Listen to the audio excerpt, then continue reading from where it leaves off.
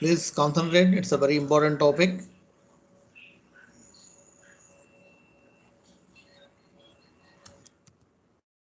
Polymorphism in Java, already we come across polymorphism. So poly in the sense many, and morphism in the sense of forms.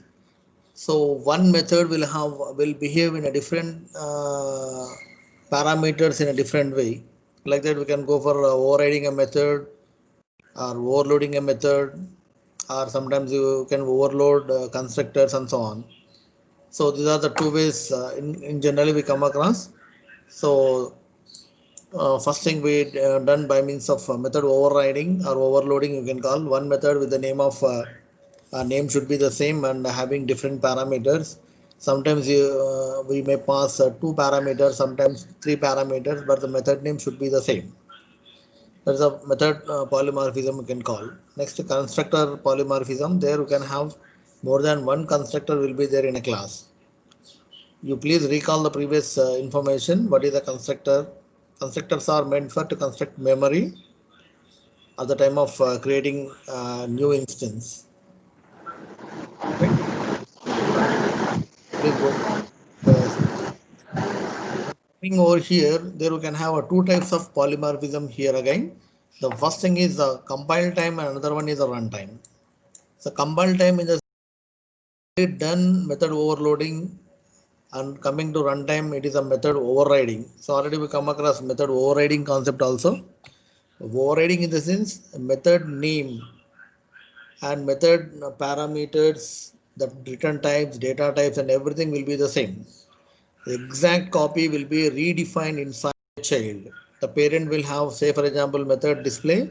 The child also having the same method display, same number of parameters, and everything will be the same. At the time, the method will be override with the child method. So whenever we invoke that particular method, usually the child method will run for us. So that is runtime polymorphism, or you can call it as a method overriding. So method overriding is a thing where you can acquire properties from parent to child. At the time, the method, whatever there inside a parent, will have a same copy of there inside a child. So at the time, the parent information will be override with the child information.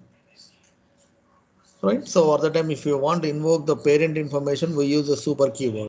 Don't forget, we are having a two notation, super and this. This always refer the current object, and super always refer its parent.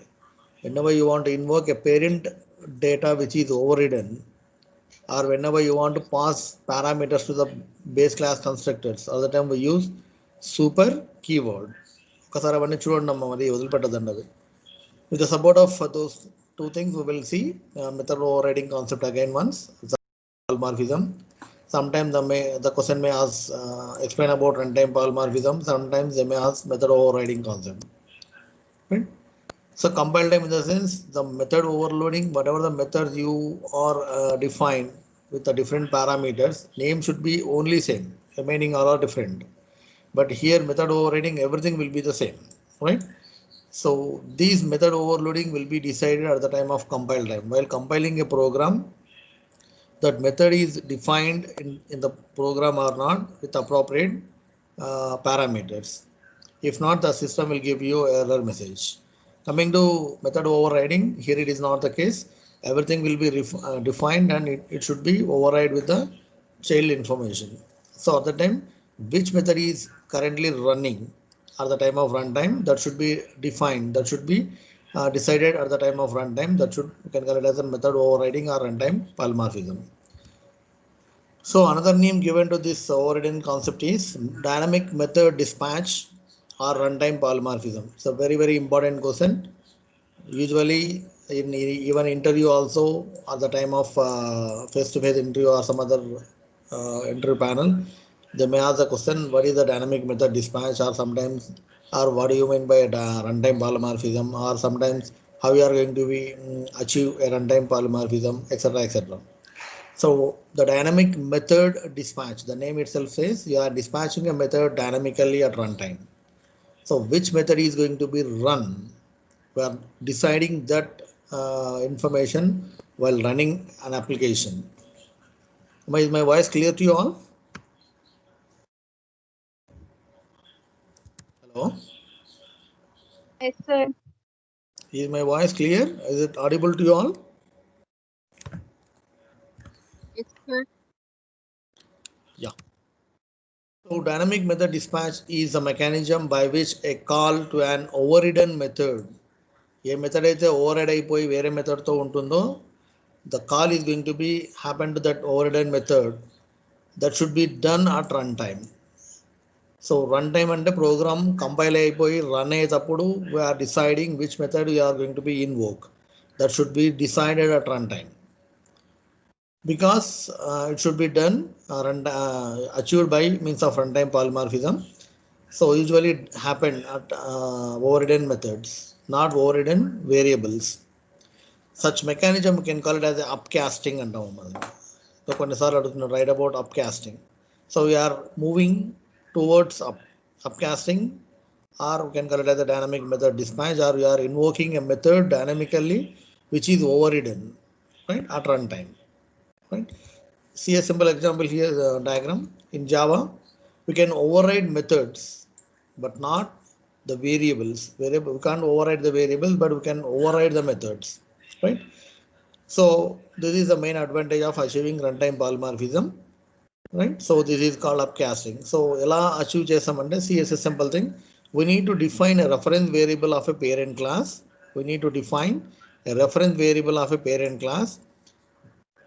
That reference variable is pointing to an object of a child class. ఇది కూడా కొంచెం clear గుర్తుపెట్టుకోండి. So object of a child is referred by a parent reference class, right? So here ఒక చిన్న example చూడండి. Here we're having a class with the name of A, and if it is extending to b, so I can define a equal to a new followed by b.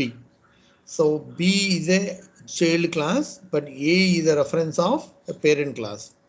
You are creating an instance to b. That instance is assigned to hello hello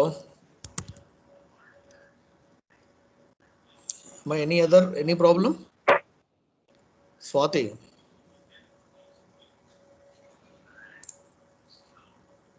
If any problem at any stage, please unmute and speak. Just focus few minutes. It's a very simple and it's a very important. So we need to create a reference of a parent which is assigned or which is referred object of a child. We'll say a simple program for this. So imagine that we are having a simple program for dynamic method dispatch. Whenever a question on this, just write down the simple notation. Define a class with the name of A and having only one method m1 and mention inside m1 method. I would like to show inside is m1 method system.out.println. So A is a base class or a parent class. So it looks like this.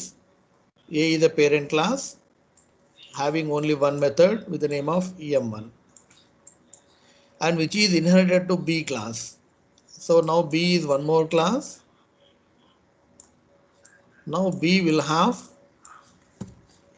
two methods. One is overridden with another one. So it is a B class and having only one method with the same name which is overridden with m1 method. Why? Because these two methods will have the same name, same number of parameters, same argument, same return type, and everything will be the same signature. So at that time what happened? The m1 is which is coming from A, which is overridden with the m1 of B or the child class. So here I redefine the same m1 with another statement B m1 method like that. And having think that we are having one more class with the name of C. C also extending properties from A class. So A is sharing its properties to B and C. Here also we are having only one method with the name of m1. So m1 is a method which is having the same of m1 base class and which is redefined here with its own definition. So we are having only one interface but different declarations here, different methods, different mechanisms, different statements. So though the value or the method which is coming from A to B or A to C, but that method is overridden with the local methods of M1 of B, M1 of C. Clear, Amma? It's a very simple program. I define one class, one method. The class is extending to B and also extending to C. So here I applied overridden concept. The method is went to overridden, right? It is not a overloading. Overloading in the sense there may be a slight difference between different function declarations, method declaration, but here everything will be the same. If you accept two parameters or return type, whatever, everything will be the same, right? And I go for creating driver class. Here I define with the name of dispatch and define public static void main. Here I define one object for A, another object B for one object, and C is for C class. So here I define three objects: A, small b, small c. These are the objects of class A, B, C. Okay, Nama, the memory is constructed object A, object B, object C by using new operator. So whenever you use new, the system will allocate memory for that particular object. So here I define one more reference variable A. So A is a reference. So when we can call it as a reference? So whenever you didn't mention the new followed by new, that becomes a reference. Reference in the sense it is not having any memory. So REF is a simple one pointer just like which is pointing nothing. But here A, B, C are the different cases. A is an object which is having its own memory. B is just like B having its own memory. Like that C also it is having its own memory. But here REF is nothing now. It is a pointer, it is having nothing. But here in the first case, what happened? I referred, REF is referred or assigned A to REF. Means what? REF is pointing to A now. So both A is pointing to the same location and also REF also pointing to the same location. Means we can get whatever there inside A by means of A object or by means of REF object. So I can get ref dot m1. So what happened here? It shows whatever there inside m1. M1 is inside A's m1 method. The statement will be appeared on the screen. That should be done by means of a reference variable ref, which is pointing by means of ref. Now A is assigned to ref. Object is assigned to reference variable ref. Coming to the second case, here I assign B, so there is no link now. It is now it is not pointing. Next ref is pointing to B, just like pointer. Now ref is pointing to B. I can invoke B dot M1, will get the same information, or ref dot M1. Both mean the same here. So ref dot M1 means again the M1 object which is there inside class A is going to be executed, right? The same scenario happens here. So dynamically you are deciding which method is going to be called by assigning object, child object to the parent reference class. Now parent reference is ref, child object is A, B, C like that. So now B is assigned to ref. Now ref is pointing to this particular information. So I can get ref dot m1. So here the whatever there inside m1 which is defined inside B class will be executed. The same scenario happens here. Even though the reference ref is of base class, but here assigned C object. So what happened here? The method which is there inside C is going to be executed by means of ref dot m1. So these things done dynamically. That's why you can call it as a runtime polymorphism. See one more picture for this. Here, so A is one object, so it is having its own memory. This is a pointer, A pointer, which is having its own memory. This becomes an object. Like that, B is it's having address which is referring a newly created block. Here we are having again one more M1. That M1 is going to be override with the local M1. So this M1 is coming from A, this M1 is of B. Now here the C also the same. C is pointing to newly allocated block which is now become an object. Here also the M1 is coming from A parent class and M1 is its own method. So this is going to be override with M1. This is going to be override with M1. But come just focus here. Here I define one more REF. Now REF is nothing. Initially it is not pointing to any other. Whenever you assign REF equal to A,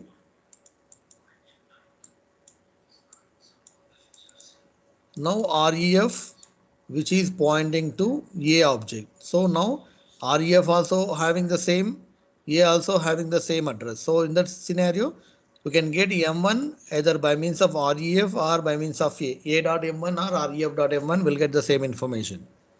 So here REF is of type parent. It is not of its own type. It's of type, it's parent. It's a base class, right? The same for the B also. I define or I can assign REF equal to B. Now REF is pointing to B block or B object. B also pointing to the same object. B is a pointer, REF is a pointer, but B becomes an object by using new operator. That B is assigned to REF. Now both are pointing to the same block or same memory block. We can access M1 either by means of REF dot M1 or B dot M1. Both mean the same. Like that, C also. Just go through this simple picture, and if you just mention a simple code of this and write some of the statements of dynamic method dispatch and you just draw this picture, you will get full marks for this. It's a very important concept. Sometimes the question is explain about dynamic method dispatch or runtime polymorphism, or how you are going to be achieve runtime polymorphism, or sometimes can you have address of, or can you have child object referred by a parent reference. Is it okay or not? So at that time, so these are the different combination of questions for this particular simple topic. A parent reference always hold address of its child, and we can access those information which is overridden, right? So these things will be decided or run at the time of runtime. Any doubt in this? Hello?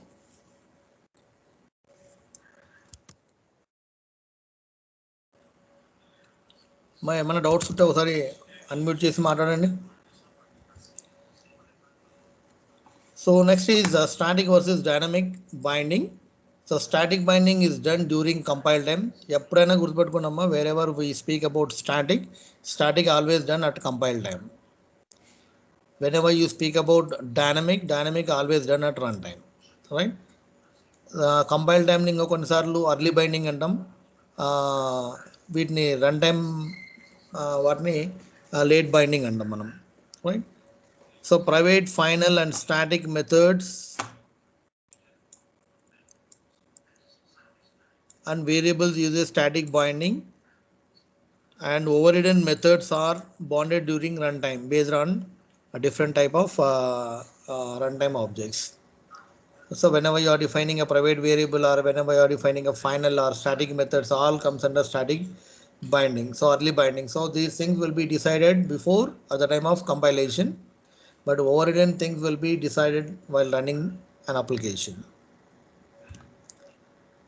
So these are things why we go for overridden methods. Usually this should be specified to achieve runtime polymorphism, right? And having only one interface with multiple methods, the aspects of polymorphism. And in C++, C Sharp, we recognize this overridden method. In Java, similar by means of a virtual functions. ఇది మళ్ళీ ఒక్కసారి మాట్లాడదాం ఇవి virtual function గురించి. In C++, we can have virtual functions, so which will be used whenever you want to define a virtual function. Those functions will be undergone for this overridden concept.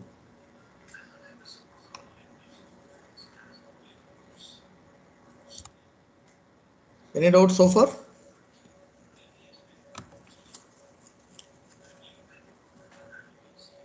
No, sir.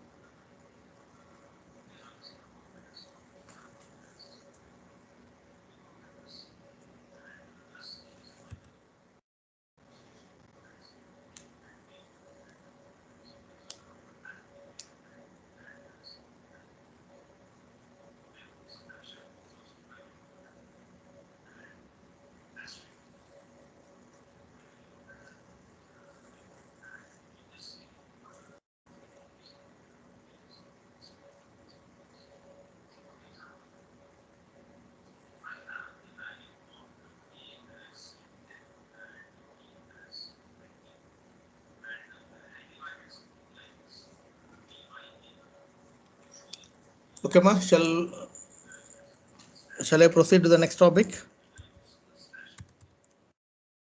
Yes, sir. Yes, sir. Next one is one more keyword with the name of abstract classes. We're having different classes like final class, abstract class, right? So abstract classes are the classes having a different definitions, a different meanings for this.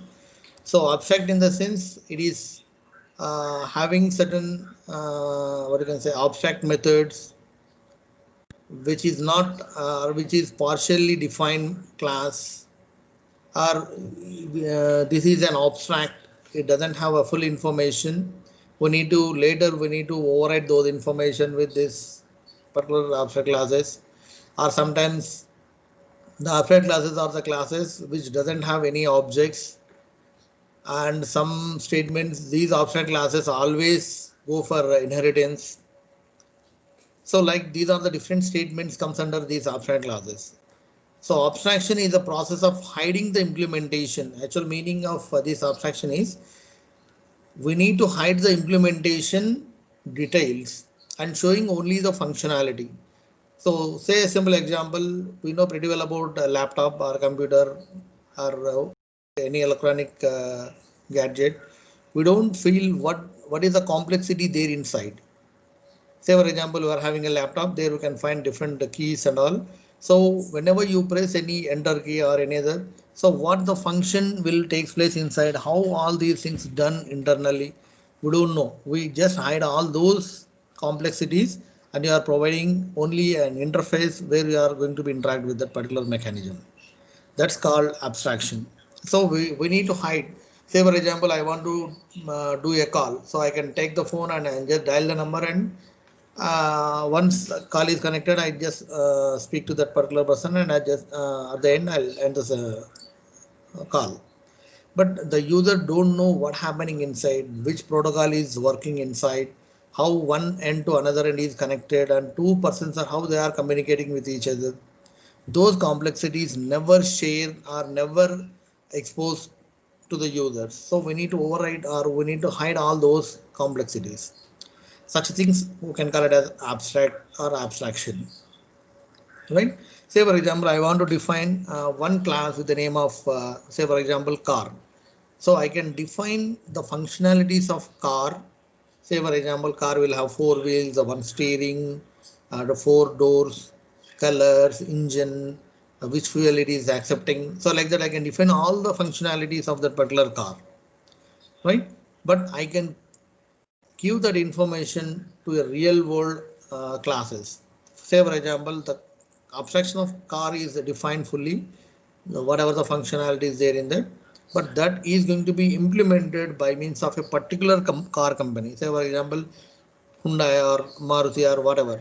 So those will get all those information and they can override, they can reuse those existing mechanism, and they can write some more features of their own. Again, they can give a final product. Actual car which is mentioned static, what you can say, rough information or generalized information will not have any object, but which is implemented or which is inherited to another, which is of existing product, that will have a car product on the road. Am I clear now? So whatever the things we are supposed to define, we should write in an abstract way. In some areas, I can define a full functionality of that one. So this is a mixture of all. That's why you can call it as abstract classes. And abstract classes are 0 to 100% abstraction there in that. So sometimes we are defining certain methods, sometimes you are not defining certain methods. Coming to interfaces, these are not the cases. These are 100% abstract. Abstraction will be takes place in interfaces. We will see interfaces later. First, we will work on abstract classes. Abstract classes are the classes which will have impartial or how can say partially defined or incompletely defined things will be defined there inside abstract classes. We'll see a simple example here, and we can have a keyword with the name of abstract. So whenever I mention a keyword before a class, that class becomes an abstract. If I mention before a method, that method becomes abstract method. Whenever I add a keyword before a class, that class becomes an abstract class. That class always go for inheritance. That class never have any instances. And whenever I create an abstract keyword before a method, that method doesn't have any declarations, not even open and close curly braces. I can put semicolon there itself. Means that method is totally abstract method, which is not yet defined, అవును అట్లా అవుతుంది రోజు clear చెప్తుండాలా అని నేను తర్వాత చేస్తాను నువ్వు ఎట్లా అంటే నేను చేయాలి. Priyanka, ఇది Priyanka.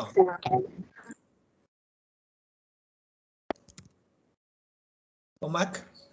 So here one non-abstract method I represented here with the name of something, and I can use open and close curly braces. Sometimes I can write certain statements here.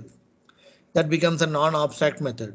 But whenever I define any method, that method which will have abstract keyword that ended there itself. It doesn't even have open and close curly braces, right? This class is totally abstract class, and this is a non-abstract class. Means a abstract class will have some abstract methods, some non-abstract methods. Coming to interfaces is not the case. Interfaces, it is 100% abstraction. Means those things will be redefined in further classes. We will see one example later. So rules for Java abstraction. An abstract class must be declared within an abstract keyword.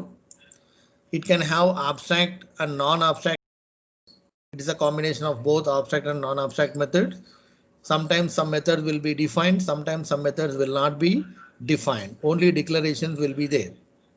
It cannot be instantiated. There is no objects for these abstract classes. It can have final methods. Final keyword గురించి మళ్ళీ చదువుకుందాము. Final will have different forms. Final can be added before a variable. Final can be added before a method.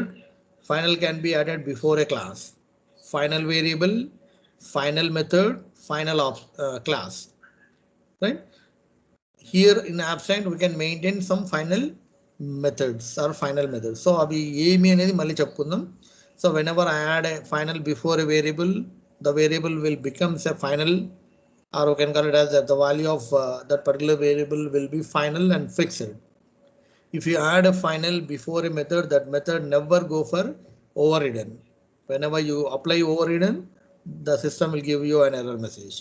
If you create or if you add final before a class, that class becomes a final class and never involved in inheritance.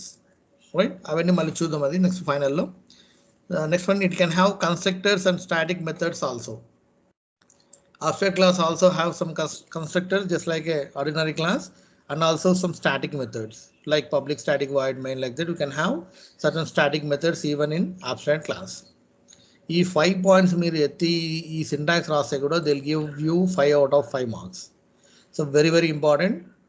Sometimes the question directly write about abstract class, or sometimes they may ask the question which class doesn't have instance, or which class doesn't have objects. Right? See, these are some of the points. An abstract class must be declared with an abstract keyword. It can have abstract and non-abstract methods, and please go through all these statements one by one, and we will see a simple syntax of this. So abstract is a keyword. It does not have implementation. A method which is declared as abstract and does not have implementation is known as abstract method. Usually the abstract methods ended there itself by putting semicolon. అక్కడే semicolon రాసేస్తే దాన్ని abstract class అంటాం. Added a keyword before abstract, return type, what type of the method which is going to be written, and the method name, and parenthesis, and put semicolon there itself. So whenever I add a keyword before a method and put a semicolon, only declaration will be there. There is no implementation. How it implements, we need to redefine in further classes. Right? Take a simple example here. I define with the name so which is appeared in red color. కనబడుతుందా ఇది? sir. ఇక్కడ చూడండి ఒక చిన్న example ఇక్కడ I define abstract in a bank. ఇక్కడ ఒక bank అనే ఒక క్లాస్ డిఫైన్ చేస్తున్నాను. So bank is the class name. There I define get rate of interest అనే ఒక మెథడ్ని అబ్స్ట్రాక్ట్గా డిఫైన్ చేసినాను. Why? Because the rate of interest is not fixed for every bank, each and every bank. Say for example, in my own assumption, the SBI is offering, say for example, 7%, and Punjab PNB, Punjab National Bank, is offering 8%, and so on. I took here only 2 banks, right? So every bank have their own rate of interest.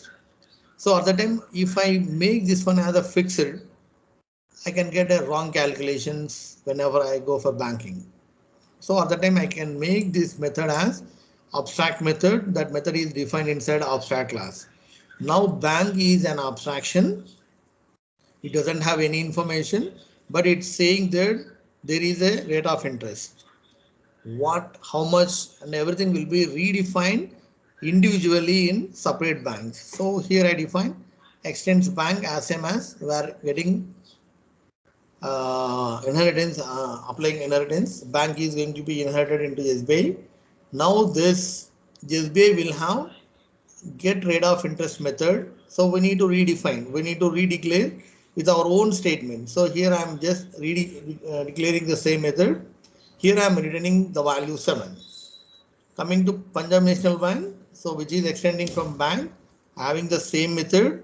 Here I redefine the method. Here it is not overriding. Here it is redefining or redeclaring with a certain statements. Here I am returning the percentage rate of interest is 8%. Say for example, coming to the main method, driver class, inside driver class, put the main method. I define one instance B. Now B is only reference variable here. It is not an object. So object ఎప్పుడు అవుతుందంటే new అని రాస్తేనే object అవుతుంది. So here I define B. Now B is only reference, but here SBI with followed by new followed by SBI means now SBI is one object which is created. Now B is pointing to this newly allocated block. Say for example, it is SBI. It's having its own rate of interest. Say for example, SBI is having its rate of interest R is 7, and I can do my own calculations here. Whatever. Think that I created one more instance for the child class PNB. Now PNB is one more object which is created somewhere else in the memory.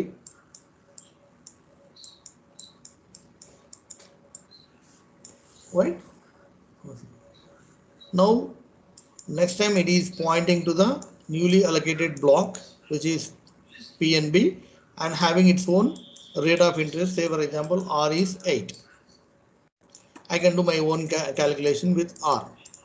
So here the rate of interest, whatever the method which we defined inside abstract class, the class in the form of abstract that doesn't have any body or any statement, that method is redefined or redeclared inside a different banks of different rate of interest. In that scenario, I can make that particular method as abstract method. I don't want to write a generalized statement for this particular thing. Now is it clear, Amma? What is an abstract? Why I can go for creating an abstract methods? Abstract methods are the methods which doesn't have any statement, not even open and close curly braces. We can put semicolon there itself and added a keyword before the method name. And usually these abstract methods are there inside abstract class. These abstract class is a class which doesn't have any objects, which always goes for inheritance. So B is a bank is an abstract class which always go for inheritance and providing its properties to its child classes like SBI and PNB and so on. Any doubt in this?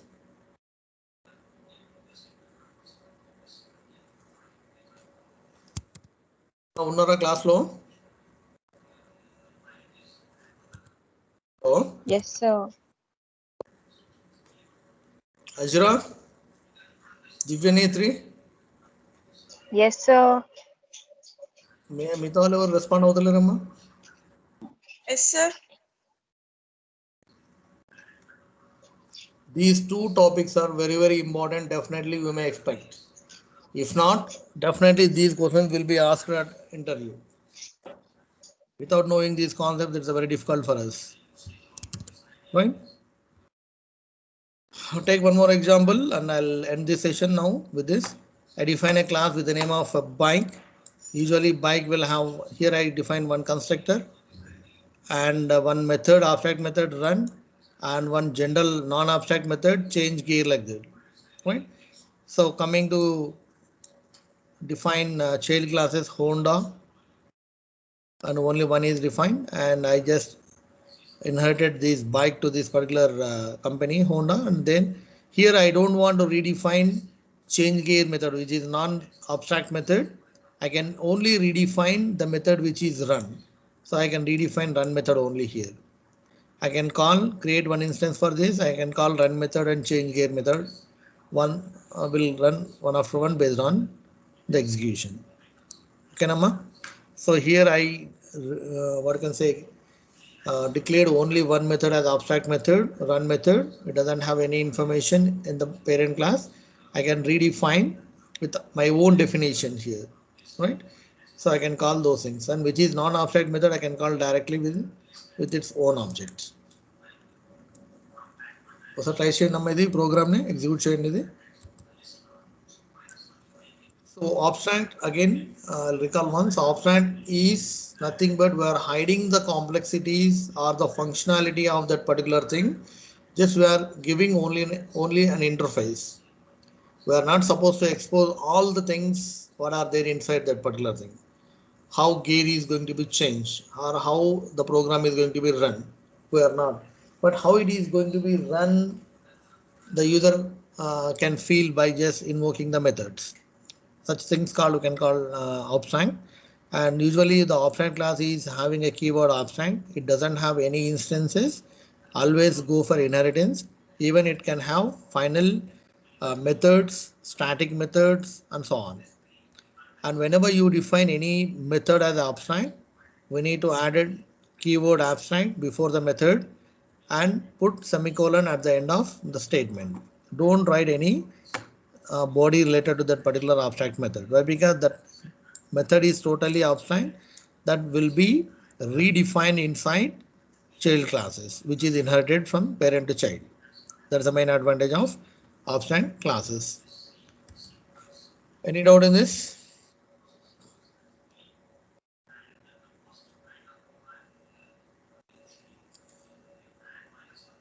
You just practice once, try to execute by typing and run these particular things. Now see how it is. Next last topic is object class. So object is the last one which is defined in this. So everything will be defined or will be inherited from one super class or one class, that is object class. So object is a base class. All are going to be declared or all are going to be inherited from this object class. Say for example, you are having a boolean or character or math functions or long, float, double. So all are coming from object class itself. It's a base class you can call. There is one special class object defined in object in Java. All other classes are subclasses of object. Now object is a base class or a super class of all the subclasses. Right, ఒకసారి ఈ definition లోనే ఒకసారి చదవండి మీరు చిన్న చిన్న statements. So whenever you want long is defined inside number is inside object. So it is a base class is, I mean grandparent is object, parent is number, like that, right? And having some methods ఇవి మనం వాడదామా next further stages లో. we're having like clone object creates a new object that is the same as the object being cloned. Whenever think that we are having one object, we need to clone as same as, we can go for using this clone, and we can use get class, hash code, notify all. ఇవన్నీ మనం threads లో రాసుకుందాం అమ్మా. So whenever you are working with threads, you can use notify and notify all. So you are giving a chance to other thread to run. Notify all means all the threads are eagerly waiting to get a chance. All are going to be notified, and they, which is having highest priority, they come into the CPU and execute its own task. The next one is to convert one form to another form, use the toString method or wait method. So wait is also defined inside object class, so which is used to suspend a thread certain period of time. So usually we need to mention the time in the milliseconds or nanoseconds. So all these methods we implemented in thread classes or threads later classes. So notify, how you are going to be notify, what is hash code, what is a get class, what is finalize. Already we come across finalize, or else we will discuss again finalize later. So whenever any unused object which is no more in the memory, those things will be removed from the memory. While deleting that particular object, we need to finalize certain things. We need to do certain actions before removing an unused object. Such things we can define inside finalize method, right? Say for example, ఒక file open చేసి వదిలేసింటాం మనం. So డైరెక్ట్గా ఆబ్జెక్ట్ని delete చేసేటప్పుడు the open file stream will be destroyed. So we need to take care of certain open file streams. At the time what happened? So we need to close the file stream before removing that particular object. Certain things, certain actions we need to write inside finalize method. Those things will be defined inside object class. And one more, equals, whether one object is equal to another object in all aspects, in all values of the variables and all. So whenever you want to, what you can say, finding the equality between two objects, we can use equals followed by the object. So for example, a dot equals within a bracket mention b. So at the time the system will measure whether a object dot, say for example, equals, you mention b. So a, b are the two different objects. You are identifying whether both equal or not in all aspects, in all methods, in all variables and all. So in that situation I can use equals and so on. So at the time of using threads, we use wait method, notify method and all. And at any time, based on the situation, we will work on these particular objects. So please remember, all the classes there inside Java are the subclasses of object class. So object is the main class which is defined in the outermost, and all the subclasses are defined or derived from the object class. Please remember, sometimes for 2 marks they may ask write about object class. So don't confuse, object is not object, it is also one class with capital O here, but object we are creating by means of a new operator. Object is a class name here, capital O. OBJ is capital O. So here it is act as a class name here. Any doubt in this? This is all for this today's session, and I'll end the session now. And here we come across dynamic method dispatch and abstract, and finally the object. These three are very, very, very important, not only for the exam point of view, or even for interviews, or even for competitive exams. Wherever you go, usually the questions will be on these three topics. Okay, Namma, if you have any doubts, please unmute and speak, or else I end the session. Share PDF, sir. Yeah, definitely. I'll share all the videos which I'm having in the form of YouTube. You may listen all those, right? Shall I end the session? Okay, thank you. Okay, Ma.